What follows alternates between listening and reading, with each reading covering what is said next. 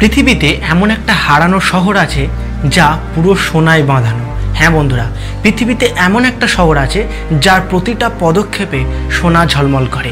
আর আমাদের পৃথিবীর প্রকৃতি যেন এই নগরকে নিজের মায়া জালের মধ্যে আটকে রেখেছে, যাতে কোনো সভ্য মানব সমাজ এই সোনার নগরে এসে না পৌঁছতে পারে। আর এই নগরীর নাম হলো এলডোরাডো, যার নাগাল আজও কোনো সভ্য মানবজাতি পায়নি। তাহলে চলুন জেনে নেওয়া যাক এলডোরাডো কি, কিভাবেই বা এর উৎপত্তি হলো এবং আরো অনেক কিছু। এলডোরাডো।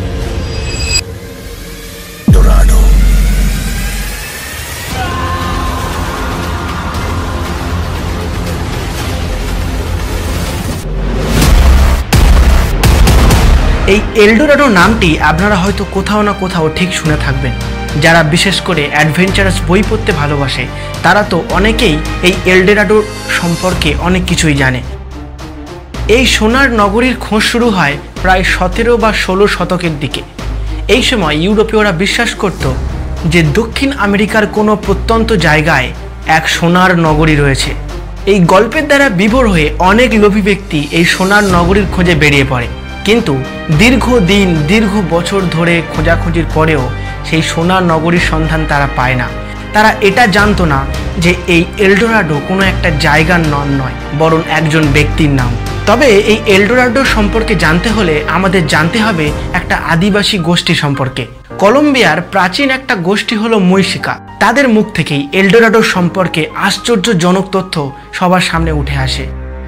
আজ থেকে বহু বছর আগে, প্রায় 1270 খ্রিস্টপূর্বাব্দ থেকে 800 থেকে 570 খ্রিস্টপূর্বাব্দ, সেই সময় প্রথম মুইশিকা সম্প্রদায় নিচু জায়গা থেকে কলম্বিয়ার মাটিতে প্রথম পা রাখে।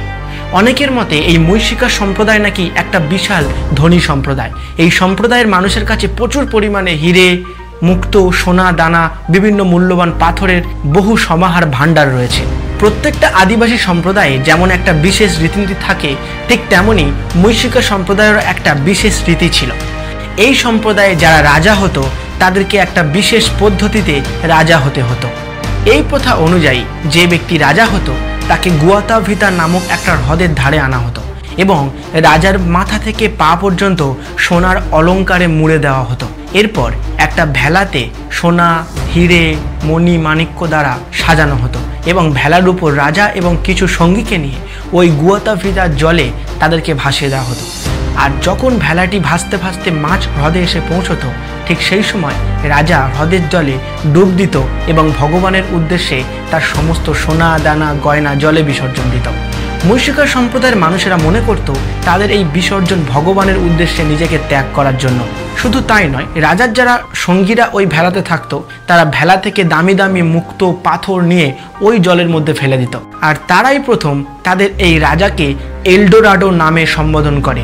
এলডোরাডো কথার অর্থ হলো স্বর্ণ খচিত বা যার গায়ে সোনা ভর্তি। আর এই মুইশিকা সম্প্রদায়ের একটা এই রীতিনীতি সোনার হারানো নগরীর গল্পেতে পরিণত হয়েছে। তবে কিছু মানুষ বিশ্বাস করে সত্যি হয়তো পৃথিবীর কোথাও না কোথাও লুকোনো রয়েছে সেই স্বর্ণ নগরী। অনেক মানুষ মনে করে মুইশিকা সম্প্রদায় নিজেদের সোনার নগরীকে সভ্য মানবজাতির হাত থেকে বাঁচানোর জন্য তারা একটা এমন গল্প তৈরি করেছিল যাতে কোনো মানব সমাজই ওই সোনার নগরীর দ্বারা আকৃষ্ট হয়ে তার খোঁজে না বেরোয়। কিন্তু মানুষ এই গল্প শোনার পরে বসে থাকেনি, তারা বেরিয়েছে নানা জায়গায়। মুইশিকা সম্প্রদায়ের গুয়াতাভিতা হ্রদ সংলগ্ন জায়গা থেকে শুরু করে আমাজনের প্রত্যন্ত গভীর জঙ্গল তছনছ করে দিয়েছে ওই সোনার নগরী খোঁজার জন্য, কিন্তু তাদের হাতে এখনো পর্যন্ত কিছুই আসেনি। তবে এই অভিযানের ফলে তারা সোনার নগরী পাক আর না পাক, কিছু ভালো জিনিস আবিষ্কার হয়েছিল, আবার অত্যন্ত কিছু বাজে ব্যাপারও ঘটে। 1541 সালে দুজন বণিক এই সোনার নগরীর খোঁজে বেরিয়ে পড়ে। তাদের একজন ছিলেন ফ্রান্সিসকো দে ওরেয়ান ও আরেকজন ছিলেন গনসারে পিসারে। তারাই প্রথম এই স্বর্ণনগরী খোঁজ করার জন্য আমাজনের গভীর জঙ্গলে ঢোকে এবং তাদের কাছ থেকেই এই সভ্য সমাজ জানতে পারে যে অ্যামাজন নামক জঙ্গলের মধ্যেও কোথাও একটা অ্যামাজন নদী রয়েছে। তার ফলেই আজ আমরা অ্যামাজন নদী সম্পর্কে এত কিছু জানতে পেরেছি। ওই দুজন ব্যক্তির ফলেই কিন্তু আমরা অ্যামাজনের প্রত্যন্ত জঙ্গলের যে জীববৈচিত্র্য সেগুলো আমাদের সামনে উঠে আসে। এছাড়াও কিছু অভিযাত্রী এই স্বর্ণনগরীর খোঁজে পৃথিবীর বিভিন্ন জায়গা খুঁজে বেড়াচ্ছিল এবং তারাই প্রথম সপ্তম আশ্চর্যের একটি মাচু পিচু তার সন্ধান দেয়। তাহলে দেখলে বন্ধুরা, স্বর্ণনগরীর খোঁজে মানুষ যদিও বেরিয়েছিল, তাদের হাতে অনেক দামি দামি আবিষ্কারও হয়েছে, কিন্তু অপরপক্ষে আবার কিছু অত্যন্ত বাজে জিনিসও ঘটে। বহু মানুষ এই সোনার নগরীর খোঁজে নিজের পরিবার, সংসার, দেশ ছেড়ে চলে আসে, কিন্তু তারা আর কোনোদিন তাদের পরিবার, তাদের দেশে ফিরে যেতে পারেনি। কোনো এক অজ্ঞাত কারণে তারা সবাই নিখোঁজ হয়ে গেছে, কিন্তু কী কারণে এবং কেন তারা নিখোঁজ হলো এটা এখনও কেউ জানে না। যদিও মানুষ এখনও ওই সোনার নগরীর খোঁজ করে চলেছে, কিন্তু হয়তো কোনো দিন মাচু পিচুর মতো হয়তো তাদের সামনে সোনার নগরীর উদ্ঘাটন হলেও হতে পারে।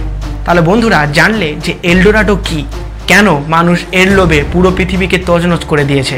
ভিডিওটি কেমন লাগলো অবশ্যই আমাকে জানিও, আর নতুন হলে অবশ্যই চ্যানেলটি সাবস্ক্রাইব করে যেও, কারণ তোমাদের সাপোর্ট আমার একান্তই দরকার।